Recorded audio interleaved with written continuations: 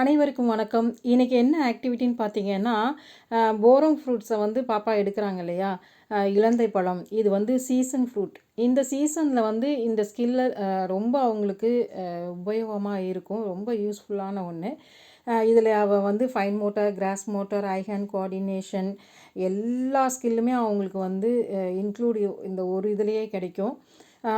இப்போ சொல்லணுன்னா ஸ்கூல் என்விரான்மெண்ட்டாக இருந்தாலும் சரி, ஹோம் என்விரான்மெண்ட்டாக இருந்தாலும் சரி, இந்த த்ரீ டு 6 இயர்ஸ் 3 to 10 இயர்ஸ்குள்ளார வந்து ஒரு சில ஆக்டிவிட்டீஸ்லாம் நம்ம கொடுப்போம். அந்த ஆக்டிவிட்டீஸ்லாம் அவங்க பண்ணுவாங்க. ப்ளஸ் இப்போ வந்து இந்த ஸ்டேஜில், அதாவது 10 வயசுக்கு மேலே இருக்க குழந்தைங்களுக்கு இப்போ வீட்டில் நம்ம கொடுக்குற ஆக்டிவிட்டி எல்லாமே பார்த்திங்கன்னா வெக்கேஷ்னல் ட்ரைனிங்காக தான் இருக்கும்.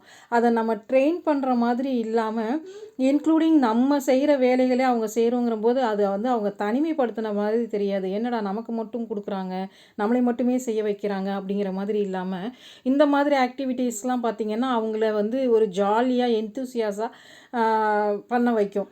இது பார்த்திங்கன்னா என்னுடைய பொண்ணுக்கு ரொம்ப பிடிச்ச ஆக்டிவிட்டி.